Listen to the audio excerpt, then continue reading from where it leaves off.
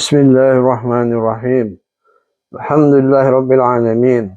Wassalatu wassalamu ala Rasulillahi sayyidil mursalin, nabiyina Muhammadin wa ala alihi washabihi ajma'in. Allahumma alhimna rushdana wa isna min syarri anfusina wa haykum bitahiyatil Islam. Assalamualaikum warahmatullahi wabarakatuh. Sobat soleh dan solehah rahimakumullah. Manusia itu sering lupa diri, terlebih bila di tangannya merasa punya kekuasaan dan kekuatan. Harta melimpah, kehidupan yang super mewah, dan pengikut yang banyak. Ini yang membuat mereka memiliki gaya hidup atau lifestyle yang cenderung bertentangan dengan nilai dan norma agama. Saat penyeru datang mengingatkan, mereka menjadi orang yang fobia terhadap agama dan memusuhi orang yang mengajaknya untuk beriman dan bertakwa kepada Allah Subhanahu wa taala. Firman Allah taala, A'udzubillahi minasyaitonirrajim. Wa ma arsalna fi qaryatin min nadhirin illa qala mutrafuha inna bima ursiltum bihi kafirun. Dan setiap kami mengutus seorang pemberi peringatan kepada satu negeri, orang-orang yang hidup mewah di negeri itu berkata, kami benar-benar mengingkari apa yang kamu sampaikan sebagai utusan. Al-Quran Surat Saba ayat ke-34. Kekayaan dan kemewahan hidup, kedudukan dan kekuasaan politik, kekayaan yang melimpah ruah, serta pendukung yang setia dapat menjadi sebab utama seseorang itu lupa diri. Hal ini membuatnya menjadi orang yang kalap, gelap mata, dan buta hati tatkala berhadapan dengan pengajaran Allah yang Maha Pengasih. Mereka melalaikan begitu saja peringatan baik yang telah mereka dengar hanya karena Allah telah melapangkan hidupnya di dunia ini sehingga menjadi orang yang kaya raya dan berkuasa. Namun itu semua menjadi kesombongan yang dibawa mati. Firman Allah Ta'ala, A'udzubillahi minasyaitonirrajim.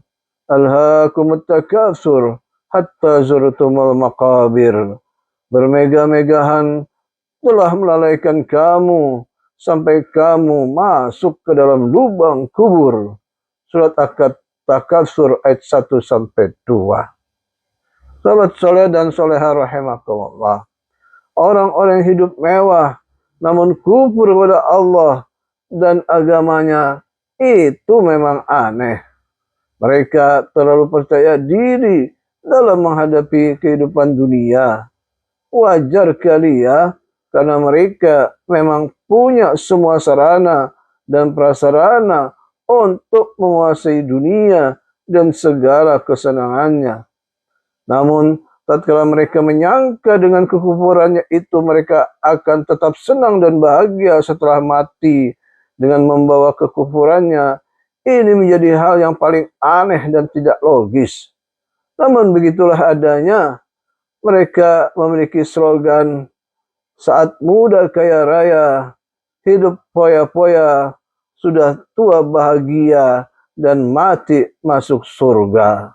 Padahal Allah SWT berfirman, wa ma adunnu sa'ata qa'imah, wa la irudittu ila rabbi la ajidanna khairan minha munqalaba.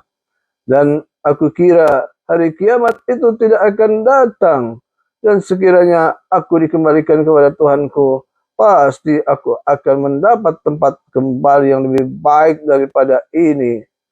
Al-Quran Surat Al-Kahfi ayat 36. Sobat soleh dan soleh rahimakumullah. Sesungguhnya siapapun manusia itu adanya, apapun status sosialnya, dari manapun asalnya, kaya atau miskin, pejabat atau rakyat, ningrat atau orang biasa, apapun warna kulit dan bahasanya, intelektual atau awam, cantik atau jelek, ganteng atau buruk wajah, tua atau muda, dan lain sebagainya. Mereka itu semua tidak lebih dari seorang manusia yang Allah ciptakan. Manusia itu bukan Tuhan, walaupun ia mengaku-ngaku atau berperilaku seperti Tuhan. Saat datang ajal kematiannya, dia tidak dapat melawan dan menghindarinya. Allah telah menetapkan itu, dan Allah sebagai Tuhan yang sesungguhnya tidak dapat dikalahkan. Dalam firman-Nya, A'udzubillahi minasyaitonirrajim. Nahnu qaddarna bainakumul mauta wa ma nahnu bimasbuqin. Kami telah menentukan kematian masing-masing kamu dan kami tidak dapat dikalahkan. Surat Al-Waqiah ayat ke-60. Sobat soleh dan soleha rahimakumullah. Manusia mengalami kematian lalu dikebumikan di pekuburan. Ini seharusnya menjadi bahan pelajaran yang berarti bagi kaum beriman, menjadi nasihat yang ampuh bagi hati dan asupan spiritual bagi jiwa. Lantas membayangkan bahwa itu juga akan terjadi padanya satu saat nanti. Dengan demikian, ketakwaan tetap terjaga dan keimanan tetap hangat. Abu Darda radhiyallahu anhu mengatakan, "Kafa bil mauti wa'idha wa kafa bid dahri mufarriqa, al-yawma fid daur wa ghadan fil kubur."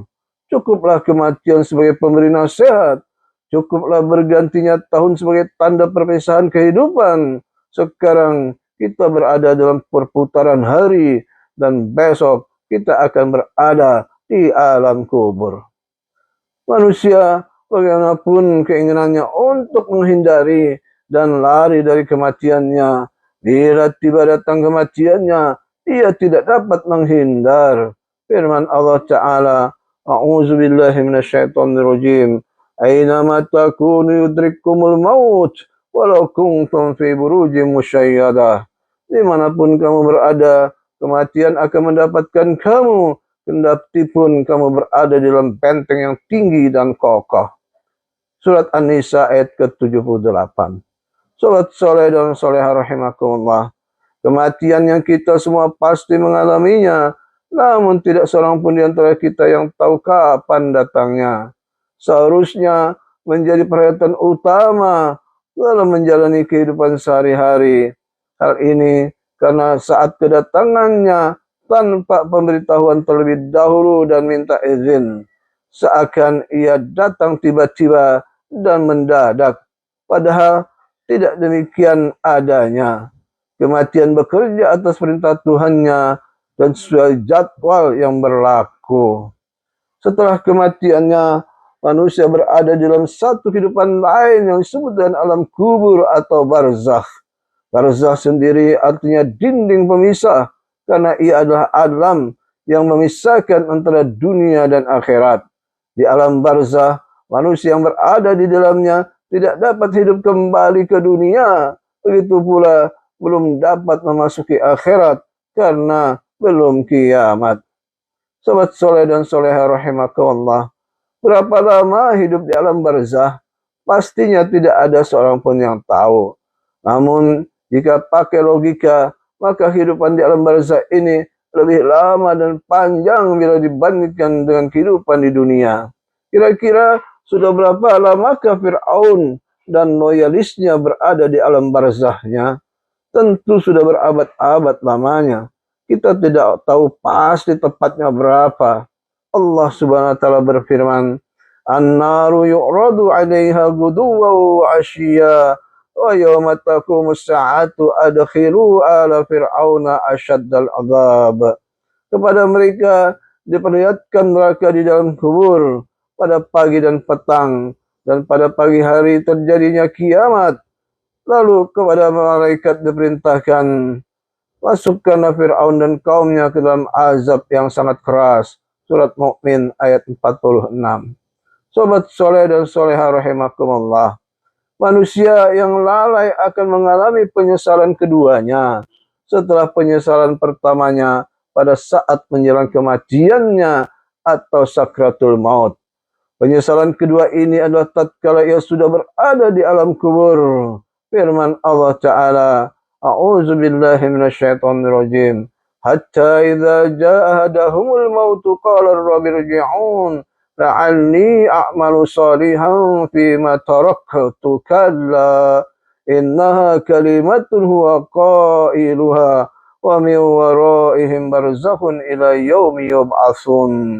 Demikianlah keadaan orang-orang kafir itu, sehingga apabila datang kematian kepada salah seorang di antara mereka, dia berkata, "Ya Tuhanku, kembalikanlah aku ke dunia agar aku dapat berbuat kebajikan yang telah aku tinggalkan." Sekali-kali tidak.